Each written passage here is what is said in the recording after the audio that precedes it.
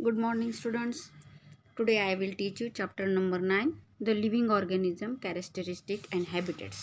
Last chapter में हमने क्या देखा था कि एनिमल्स के बारे में, बोन्स के बारे में, इसके मतलब हमारे बॉडी पार्ट्स वगैरह जो होते हैं अंदर के, ओके, मतलब बॉडी मूवमेंट्स, हमारी मूवमेंट्स कैसे होती है वगैरह, ओके। तो आज हम देखेंगे उनके और living organism, characteristic and habitat. तो Paheli and Bhujo went on vacation to May, place of interest. One such trip took them to the river Ganga in Rishikesh. They climbed the mountains of the Himalayas where it is very cold. They saw many kinds of trees on these mountains. पहेली and भुजो ने क्या किया कि चलो अभी हम क्या करते हैं, पिकनिक जाते हैं, लेकिन पिकनिक ऐसे स्पॉट में जाएंगे कि जहाँ हमें जैसे कि लिविंग थिंग्स होते हैं, उनके एनिमल्स, ट्रीज, इंसेक्ट्स, बर्ड्स जहाँ होते हैं वही उनकी habitats and characteristics and adaptation कैसा होता है वो उनको जानना था। तो वो गए हैं Rishikesh, Ganga, river Ganga in Rishikesh, okay. Then next trip में भी वो राजस्थान जाते हैं। उसके बाद भी वो अलग मतलब हर समर में वो अलग अलग ट्रिप करते हैं और उसमें वो सीखते हैं, मतलब इनके बारे में स्टडी करते हैं, प्लांट के बारे में, एनिमल्स के बारे में उनको बहुत इंटरेस्ट है। वैसे आपको भी होना चाहिए। आप खाली पिकनिक जाते हो, एंजॉय करते हो, फ़ोटो खींचते हो, ये नहीं होना चाहिए कि वहाँ पे क्या है, माउंटेन्स है या प्लेन है या रेगिस्तान है, डेजर्ट है, ये सारा हमें कहाँ सॉइल है, कहाँ माउंटेन्स है, कहाँ पत्थर है, कैसे है, रिवर्स है, पॉन्ड्स है, सी है, इसका सारा थोड़ा सा स्टडी करना चाहिए गए तो। They saw many kinds of trees. अभी वो गए थे माउंटेन एरिया में, उन्होंने बहुत सारे ट्रीज देखे। तो माउंटेन एरिया में क्या होता है, बहुत बारिश और ठंडक रहती है।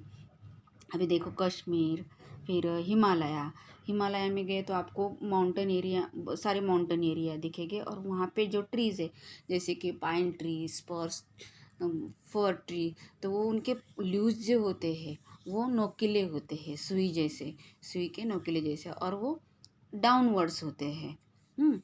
तो वो ऐसे क्यों होते हैं, उनको ऐसा लगता है, फिर वो सोचते हैं ऐसे क्यों हो गए होंगे।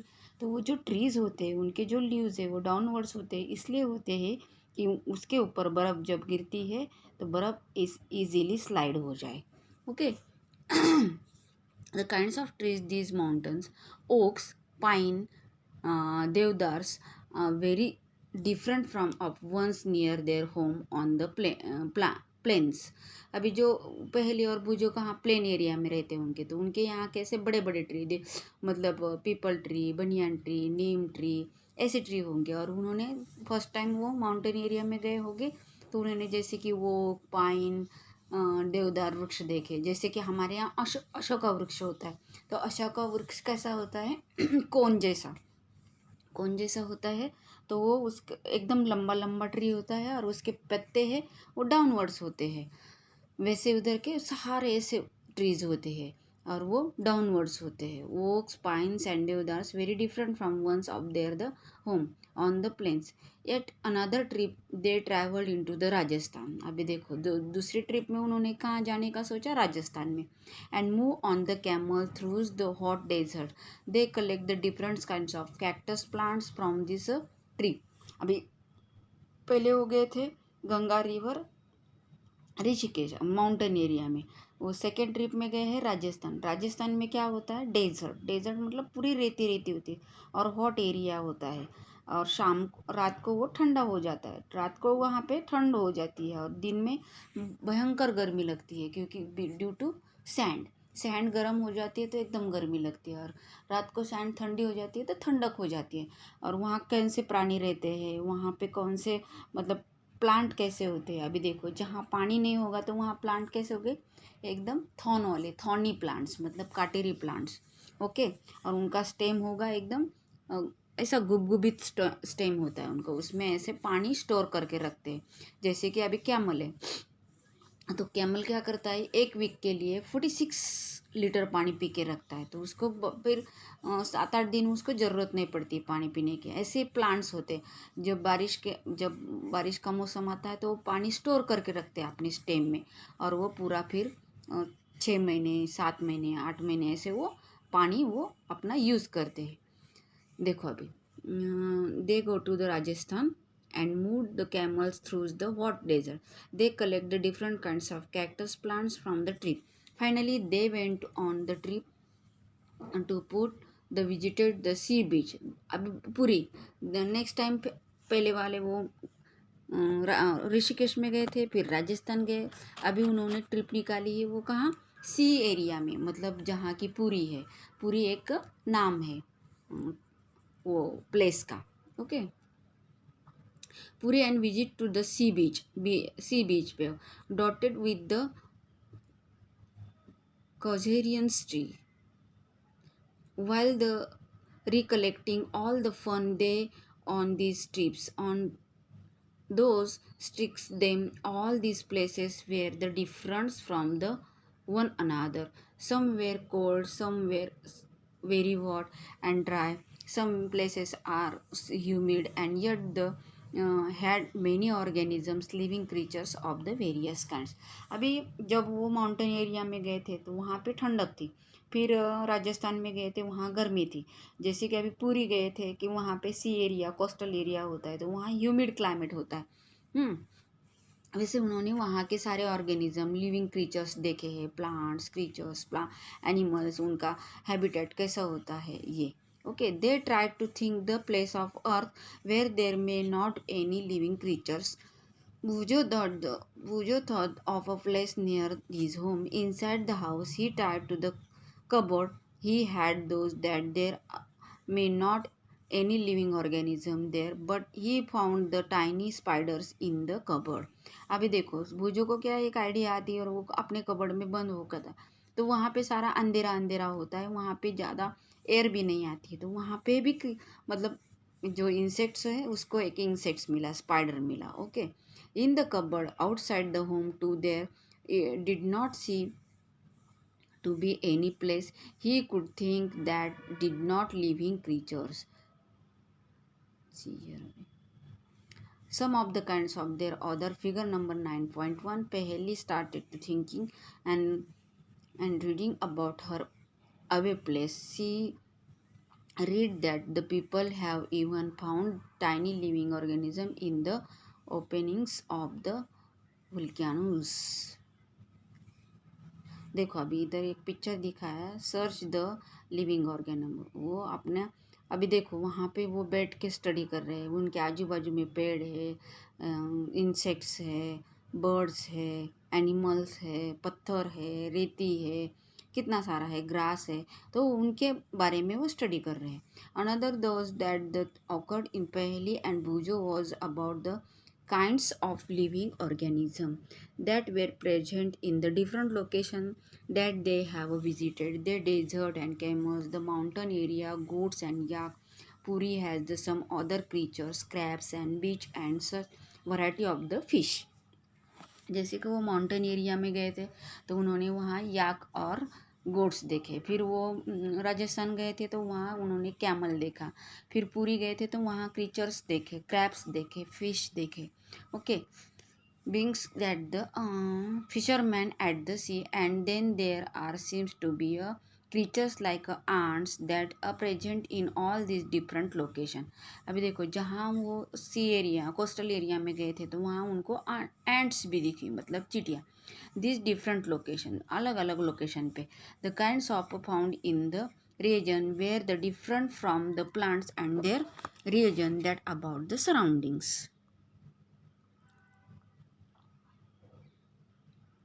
In the different region where they the same. अभी हम देखेंगे activity number 1. Let us start with a forest. Think of all the plant, animal and object that can be found there. List then in the column number 1। अभी आपको एक table दिया गया है 9.1 में, animal plants object found in the different surrounding. जैसे कि different surrounding है तो वहाँ पे एनिमल्स प्लांट्स इसके बारे में, कहीं जगह पत्थर होते हैं, कहीं जगह पानी होता है, रिवर होती है, सैंड होती है, वो सारा इसमें हमें टेबल में फिलअप करना है। Okay, list thing animals and plants and found their region that are also shown in the table। अभी प्लांट के बारे में, एनिमल के बारे में, और जो रीजन्स होते हैं also shown in the table, मतलब टेबल में वो भी फिलअप करना है। You can collect the example of scattered through the chapter to fill the table number 9.1 and discuss also with your friends, parents and teacher to find more example to fill the tables. You can also consult many interesting books in the libraries that talk the animals, plants and materials of the different region। अभी आपको क्या करना है, आपके friends के साथ या parents के साथ या टीचर्स के साथ डिस्कस करके ये टेबल फिलअप करना है। Try and include the many plants animal objects big and small in each of the columns. अभी प्लांट छोटे भी हो सकते हैं, बड़े भी हो सकते हैं, प्लांट भी, ट्रीज भी, जो आपने देखा है वो। Okay, and what kinds of objects will we find that may not animals or plants? Perhaps parts of the plants like dried leaves or parts of the animal like bones। We may also find the different kinds of soils या pebbles या water in the ocean and may have a salt dissolved in the it's discuss in chapter number 5। अभी salt कैसे dissolve होता है तो वो भी हमने चैप्टर नंबर 5 में देखा था। वो भी in the chapter 5 could may be there more object। We can go through the chapter, keep adding the more examples in table number 9.1 and we will discuss the table as travel through many more interesting places। अभी देखो यहाँ पे दिया है हमें table, वो table आपको fill up करना है। मैंने आपको ऑनलाइन क्लासेस में ले लिया था। Okay, in the forest, on the mountain, in the desert, in the sea and any other. Okay, तो फर्स्ट वन में क्या आएगा, वाइल्ड फॉक्स है, लॉयन है। अब फॉरेस्ट में कौन रहता है, फॉक्स, लॉयन, नीम ट्री, रिवर, केव्स। हाँ, और माउंटेन एरिया में क्या होता है, माउंटेन एरिया में माउंटेन नेचुरल लॉयंस, गोट्स, फिर माउंटेन लॉयंस गोट होते हैं, फिर शिप भी होते हैं बड़े बड़े, फिर याक भी होते हैं माउंटेन एरिया में। याक भी लिख सकते हैं हम। देन फर ट्री, फिर स्नो होता है, रिवर्स होती है। ओके, इन डेजर्ट, अभी डेजर्ट में हमने क्या देखा था कि डेजर्ट में देखो रेती में स्कॉर्पियंस होते हैं, स्नेक होते हैं, कैमल होते हैं, क्रीचर्स, कैक्टस ट्री होते हैं, सैंड डंग्स होते हैं, सैंड होती बहुत सारी। एंड सी एरिया में fish, octopus, water plants, weeds होते हैं, लिली होता है, लोटस होता है। ओके, अभी एनी अदर मतलब जहाँ हम रहते हैं प्लेन एरिया में, वैसे जैसे काऊ, डॉग, नीम ट्री, फिर black soil. Okay, habit and the adaptation. अभी हैबिट एंड एडेप्टेशन कैसा होता है वो देख लेंगे हम। What do you find from the plants and animals listen into the activity. अभी हमने जो प्लांट देखे थे, एनिमल्स देखे थे, सैंड, सब मतलब जो भी रीजन्स थे हमने वो ये टेबल में लिखे हैं। तो अभी हम उसके बारे में डिस्कस करेंगे। Did you find the large variety of them, look at the you have enter to the column on the desert. अभी हमने डेजर्ट के कॉलम में मतलब क्या लिखा था, वहाँ टेबल में कैमल दिखा था हमें, scorpio, snakes, cactus plant, little water होता है वहाँ पे। ओके, तो table number 9.1, did you list very different kinds of organism in this two column. What are the surrounding like in two regions, the sea plants and animals are surrounded by the salty water, saline मतलब salty water, most of them use a dissolve in water, there is a very little water available in desert area, it is a very hot in the day time and very cold in night time। क्यों night time में cold होता है, because of जो sand होती है वो तुरंत ठंडी हो जाती है, और ठंडे होने के बाद उधर का सारा क्लाइमेट है वो एकदम ठंडा कूल कूल हो जाता है. Time very cold night at the desert, the animals and the plants are desert live on the desert soil and breathe from air from the surroundings. वो सॉइल में, सॉइल के अंदर रहते हैं, होल में या सॉइल के अंदर, और वो breathe air from the surroundings, मतलब जब उनको ब्रीथ करनी होते तो वो उनके सराउंडिंग के ऊपर डिपेंड होता है. The sea and deserts are very different surrounding. आता sea and desert very different surroundings है. सी में खाली पानी पानी होता है और सॉल्टी पानी होता है, सलाइन वाटर जैसे. एंड देन डेजर्ट एरिया में भी सारी रेती रेती होती है और एकदम ड्राई होता है एंड हॉट होता है, रात के टाइम ठंडा होता है. It is a very different surrounding that we find very different kinds of the plants and animal in these two regions. Isn't it? Let's us look at two different kinds of organism. जैसे कि मैंने table में आपको दिखाया था, लिखवाया था, तो वो सारा अलग अलग है, वैसे हम यहाँ पे अभी कर रहे हैं. Very different kinds of organism from the desert and sea. अभी सी और डेजर्ट को कंपेयर करो, डेजर्ट को और माउंटेन को कंपेयर करो, देन अदर प्लेन्स को कंपेयर करो, तो हमें बहुत सारे अलग अलग सराउंडिंग्स या उनका हैबिटेट या उनकी एडेप्टेशन का पता चलेगा. The body structure of camel help us to survive the desert condition. Camels have long legs to help the walk, to help their bodies way to the heat of the sand. जैसे कि अभी camel है तो उसकी surrounding, उसकी habitat, उसका adaptation कैसा होता है, उसके पैर एकदम लंबे लंबे होते हैं. क्यों लंबे होते हैं? क्योंकि जो रेती होती है वो एकदम हॉट हो जाती है दिन में, तो वो उसको हीट ना लगे, इसलिए वो क्या होता है, एकदम लंबे पैर होते हैं कि उसकी बॉडी को हीट नहीं लगती. और उसके पैर कैसे होते हैं? एकदम गद्देदार, कि उसको चलने में, उसमें रेती में आसान हो जाए, दौड़ने में, चलने में. Okay.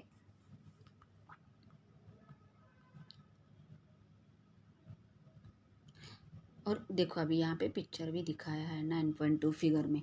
They excrete a small amount of urine, their dungs is very, they do not sweat.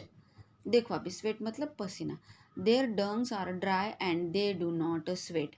उनको ज़्यादा पसीना भी नहीं आता है और उनका they excrete small amount of urine. जैसे कि वो पानी नहीं पिएंगे तो यूरिन पास होगा क्या? नहीं. पानी कम होता है और उनको पानी स्टोर करके रखना पड़ता है 8 दिन के लिए, तो उनको पसीना भी नहीं ज़्यादा आएगा, क्योंकि पसीना आएगा तो वो सारा पानी यूरिन द्वारा या पसीने द्वारा, स्वेट द्वारा निकल जाएगा. तो उनकी बॉडी ऐसी होती है कि उसका सराउंडिंग, उनकी बॉडी ऐसी बनाई हुई होती है कि उनको पसीना ना आए और यूरिन भी ज़्यादा पास ना होए. Their dungs are dry. वो जो काउ डंग्स का कैसा होता है, गोबर, वैसे उनके डंग्स एकदम ड्राई होते because of little water. Okay. Since camel also very little water from their bodies. उनके बॉडीज़ में पानी बहुत कम होता है, इसलिए वो कैसे एकदम ऐसे ड्राई ड्राई दिखते हैं. आप कैमल को अच्छी तरह से देखो तो एकदम ड्राई ड्राई, सूखे, रूखे सूखे दिखते हैं.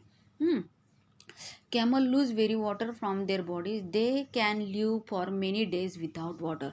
एंड विदाउट वाटर भी बहुत दिन रह सकते हैं वो. Okay. Let us look at the different kinds of fish. Some of this shown in the figure number 9.3. See here figure number.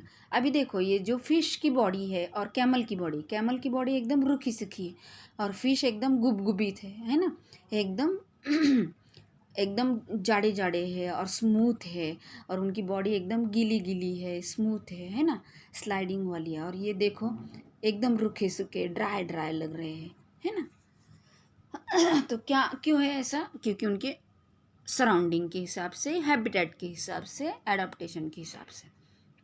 Let us look the different kinds of fish. Some of these is shown in figure number 9.3. There are many kinds of fish, but you see that they all have some things common about their shape. All of these shown in there, they have the streamlined shaped. What was the discussed in chapter number 8. अभी chapter number 8 में हमने fish के बारे में देखा था. उनका body का स्ट्रक्चर कैसा होता है, पीछे पूंछ होती है, मतलब टेल होता है, तो वो टेल द्वारा बैलेंस भी कर सकते हैं और मूविंग भी.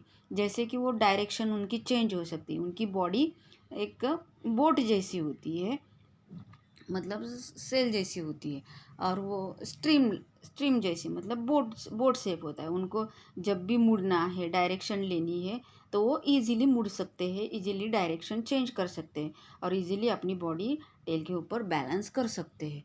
There fish is a very slippery scales in their bodies. अभी देखो मैंने जो बोला था आपको कि कैमल का बॉडी देखो और इनका देखो फिश का, तो फिश का एकदम स्लिपरी होता है क्योंकि वो पानी में उनको चलने में दौड़ने में आसान हो जाता है, और इनका स्किन एकदम ड्राई होता है और धूप से भी बच सकते हैं वो, और जो रेती होती है उसमें से वो चल भी सकते हैं अच्छी तरह से और दौड़ भी सकते हैं। इसलिए उनकी बॉडी ऐसी होती है, सबकी बॉडी अलग अलग होती है। Fish have slippery scales in their body, these scales protects us fish to also help in easy movement through the water. अभी जब वो स्लिपरी क्यों होते हैं, क्योंकि उनको उनकी मूवमेंट है जो वो ईजिली हो जाए, उनका बॉडी का शेप ऐसा बनाया हुआ होता है। Protect us fish and also help in the movement through the water, he discuss in chapter number 8। हमने चैप्टर नंबर 8 मैंने जब आपको समझाया था उसमें फिगर्स भी दिखाए थे आपको, कैसे मूव करते हैं, कैसे डायरेक्शन चेंज करते हैं, कैसे बैलेंस करते हैं, कैसे मतलब वाटर में स्विम करते हैं। Change the direction, keep their body balance in the water, gills present in the fish help them the oxygen dissolve in water, ये हमने देखा ही है। We see their features of the fish help to live inside the water and features of the camel help to survive in desert. I mean दोनों के बारे में different देखो, डिस्कस करो। We have taken only one example from the very wide variety animal and plants that live on the earth. In all these variety of बहुत सारे animals and उनकी varieties है एनिमल्स की, कौन कौन से एरिया में कैसे कैसे एनिमल्स होते हैं। In all these varieties of organism we will find they have a certain features that help them live surrounding in they normally found the presence of specific features or certain habitats which able to the organism to live naturally in the place is called the adaptation। अब adaptation मतलब क्या, उनकी जो स्पेसिमन्स features creatures habitats होती है। अभी जैसे कि फ़िश है, अभी फ़िश ब्रीथ कैसे करता है, स्विम कैसे करता है, उसके बॉडी स्ट्रक्चर कैसा होता है, वो ब्रीदिंग किससे द्वारा करता है, पानी में जो एयर होती है तो वो कैसे ब्रीथ करता है, गिल्स के द्वारा, उसकी पूँछ होती है तो वो कैसे डायरेक्शन चेंज करने में, वो हो गई उनकी एडेप्टेशन एंड हैबिटेट्स। ओके, उसको बोलेंगे हम adaptation and habitats. Adaptation is organism different depending on their place dwelling in why fish cannot live without water and camel cannot live with इन सी। अभी जैसे कि उनका एडेप्टेशन बोला है, तो अभी जैसे कि फ़िश है, फ़िश को डेजर्ट में डालो तो वो जी पाएगा क्या, नहीं, और कैमल को वाटर में डालो तो वो जी पाएगा क्या, नहीं। उनकी हैबिटेट्स अलग अलग होती है सबकी। The place where organism live in called habitats, the place of where organism live is called habitat. Habitat मतलब क्या, जो प्लेस होती है और जो ऑर्गेनिजम्स होते हैं वो उसकी हैबिटेट होती है, उनका लिविंग। जैसे कि हम हैं, अभी हम कश्मीर में गए तो हम कश्मीर में रह पाएंगे क्या, नहीं, क्योंकि हम हमारी हैबिट क्या है अभी इधर की, हमारा क्लाइमेट हमें गुजरात का क्लाइमेट का सूट करता है।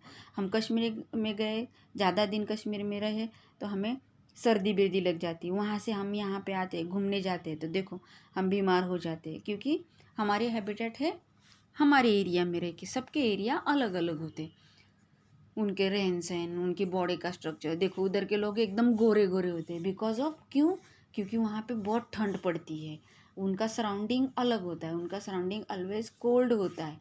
कोल्ड एरिया में सनलाइट वगैरह ये देखे तो कम हो जाता है, आता है सनलाइट, नहीं आता है ऐसा नहीं, लेकिन उनकी वजह से उनकी स्किन एकदम फेयर होती है। ओके, हम देखो हमारे यहाँ अभी कितनी गर्मी है, वहाँ पे गर्मी बहुत कम होती है। ये हो गई उनकी surrounding and living habitats. Habitats means a dwelling place, a home. The habitats provide food, water, air, shelter and their needs of the organism। अब habitats मतलब क्या है, उनका होम होता है और उनको जो खाने का, रहने का, वाटर, ये सब कुछ उसके ऊपर प्रोवाइड किया जाया होता है। Survival kinds of the plants and animal live in the same habitats. अभी जो कि प्लांट है, एनिमल्स है, उनकी सेम हैबिटेट्स होती है। The plants and animal that live on land और सेट द टेरेस्ट्रियल हैबिटेट्स। अभी देखो जो plant and animal live on land, इनको टेरेस्ट्रियल, और जो पानी में रहते हैं उनको aquatic. Some examples of terrestrial habitats, forest, grassland, desert, coastal and mountain region, on the other hand and the habitats of the plant and what animals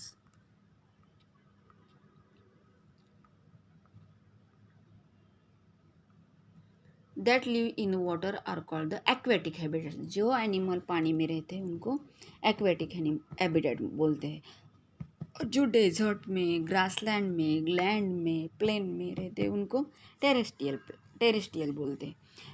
lakes, rivers and oceans are the example of aquatic habitat. Lakes, rivers and oceans are some example of aquatic habitat. There are a large variations among the terrestrial habitats like a forest, grassland, desert, coastal and mountain region located in their the parts of the world.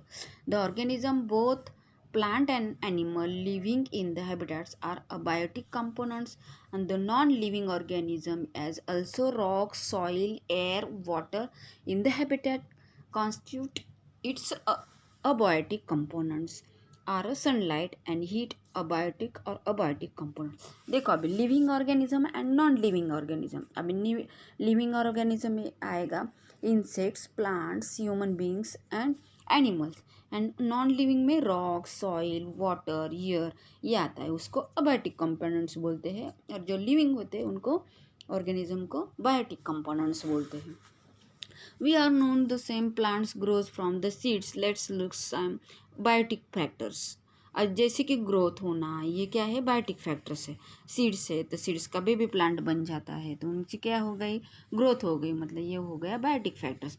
And जो soil है, मतलब रेती है, table है, कुछ भी ऐसा ले लो आप, उनकी ग्रोथ हो जाती है क्या, वो अबायोटिक कंपोनेंट्स होते हैं. जिनकी ग्रोथ होती है वो बायोटिक कंपोनेंट्स, जिनकी ग्रोथ नहीं होती है वो अबायोटिक कंपोनेंट्स. अभी हम क्या करेंगे, एक्टिविटी 2 में देखेंगे. Activity number 2, recall the activity 5 in chapter 1. We need the sprouts from the mug, chana seeds. They seed turn into the sprout and is seed the germination. अभी देखो जर्मिनेशन मतलब क्या, कि जो हमने लास्ट चैप्टर में मतलब चैप्टर नंबर 5 में देखा था, मैंने आपको दिखाया भी था ऑनलाइन जब पढ़ाया था तो उसमें स्प्राउटेड जो सीड्स होते हैं उनका जर्मिनेशन कैसा होता है, मतलब वो उनके बेबी प्लांट कैसे तैयार होते हैं वो देखा था, तो उसको बोलते हैं germinate. Collect some dry mung seeds and keep the 20 to 30 seeds inside the soak the rest in water for the days. अभी आपको क्या करना है, जैसे कि थोड़ा सा मग या मट लेना है या चने लेने हैं, उनको पानी में भिगोना है और दूसरे भी उतने ही दूसरी क्वांटिटी में लेना है और उनको कबर्ड में रखो या जहाँ पे एकदम डार्क होता है, अंधेरा होता है, उस एरिया में देखो. तो उन दोनों में हमको क्या फ़र्क समझ में आएगा वो देखना है. अभी divide into the soaked seeds into the parts. Keep on the part completely submerged in the water for the 3 to 4 days. Do not disturb the dry seeds and those submerged in water. Keep on the part of soaked seeds in the sunny room and the another in the completely dark. अभी 2 type के हमने seed, एक ही type का seed लिया है लेकिन दोनों को अलग अलग प्लेस में रखा है, जैसे कि डार्क में रखा है और एक को सनी एरिया में, और पानी, उसमें पानी भी थोड़ा सा है और उनको सनलाइट भी है, और एक एकदम डार्क एरिया में, डार्क रूम में रखा है, उनको ना सनलाइट है, ना पानी है, ना एयर है. तो क्या हो जाएगा, सीड जैसे कि वैसा रह जाएगा, और जो सनी एरिया में रखा था, सनी रूम में रखा था, उसका जर्मिनेशन हो जाएगा, वो प्लांट ग्रो होने को लगेगा धीरे धीरे. Okay, then cupboard does not allow any light to come in the keep of the last part in very cold surroundings, say a refrigerator on them around them and rinse in them the replace the water very dry. And do you notice, अब आपको notice करना है क्या हो जाएगा, जो seed है जो अंधेरे में रखा था उसको कुछ भी नहीं हो जाएगा, वो जैसे कि वैसे रहेगा, और जो सनी रूम में रखा था वो जर्मिनेशन में वो रेडी होने का रहेगा.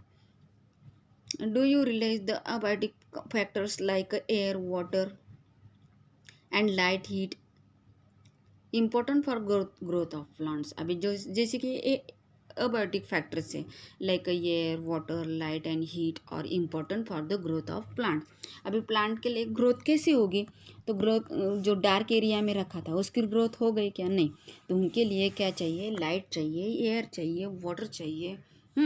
अबायोटिक कंपोनेंट्स ग्रोथ होने के लिए प्लांट्स को या कोई भी चीज़ को चाहिए। Okay. In fact, abiotic factors are important for living organism. Abiotic factors are living organism के लिए abiotic factors important होते हैं। ओके, हम बायोटिक है लेकिन हमारे लिए जो खाना बनाना ये वो जो कौन करता है? abiotic components. We find the organism exit, मतलब abiotic factors में क्या होता है? एयर, वाटर, लाइट, हीट, ये सारे क्या होते हैं? उसमें होते हैं। इसलिए अभी हमें हीट नहीं होगी, एयर नहीं होगी तो हम जी पाएंगे क्या? वाटर नहीं होगा तो जी पाएंगे क्या? नहीं। ये है एबायोटिक कंपोनेंट्स, उसकी भी हमें बहुत ज़रूरत होती है। वो नहीं होंगे तो हम भी लिविंग थिंग नहीं रहेंगे, नॉन लिविंग थिंग बन जाएंगे फिर। We find that the organism exit in very cold as well as very hot climate. Isn't it how it they damage manage to survive the adaptation? It is the method by which organism will adjust to the climate. जैसे कि अभी हमने climate भी देखा था, hot climate, ठंडा, hot and जो सी area वाला अलग अलग क्लाइमेट देखे थे। ओके। वैसे अभी हम अब देखेंगे अभी नेक्स्ट पेज पे। Adaptation does not take place in a short time because it biotic factors. Abiotic factors of region is also change very slowly. Those organisms which cannot adapt the changes die and only the adapted ones survive. Organisms adapt the different abiotic factors in a different ways. This result in the wide variety of organisms in the different habitats. Let us look the some habitats understood the abiotic factors and the adaptation for animals in this habitat. अभी इसका कैसा परिणाम हो जाता है वो हम देखेंगे। A journey through the different habitat. Some terrestrial habitat. अभी टेरेस्ट्रियल मतलब क्या? Grassland, desert, plains, land. Okay. We discuss the abiotic factors of a desert in the adaptation in a camel that about their animals and plants are found in desert. Do they have some kinds of the adaptations? There are a desert animal like rats, snakes which do not have a long legs. अभी देखो कि मैंने बोला था आपको वो heat को बचने के लिए कैमल को लंबे लंबे पैर होते हैं, लेकिन ये जो रैट है, स्नेक है, स्कॉर्पियोज है, उनके लंबे लंबे पैर होते हैं क्या? नहीं। तो वो उनका फिर वो कैसे बचाव करेंगे? वो उनका बचाव कैसे करते हैं? होल में रह के, सैंड के डीप नीचे, मतलब अंदर होल बना के वो अपना होम बना के रहते हैं। There are a desert like rats and snake which do not have a long legs. The camel has to stay away from the heat during the day. They stay burrows deep in the sand. These also come out only during the night when it is cooler. अभी देखो जब night होती है तो तब वो ऊपर आ जाते हैं, होल से बाहर आ जाते हैं, क्योंकि उनको ज़्यादा गर्मी भी सहन नहीं होती और दिन भर क्या करते हैं? होल में रहते हैं। There are a desert animal like rats and snakes which not have many long legs. That a camel has away from the instance in heat during to the day, and they stay burrows deep in the sand. Figure number 9.4. See figure number. अभी ये rat है, snake है, Scorpios है, वो क्या करते हैं? ये जहाँ सैंड है उसके नीचे बुरोस बना के रहते हैं।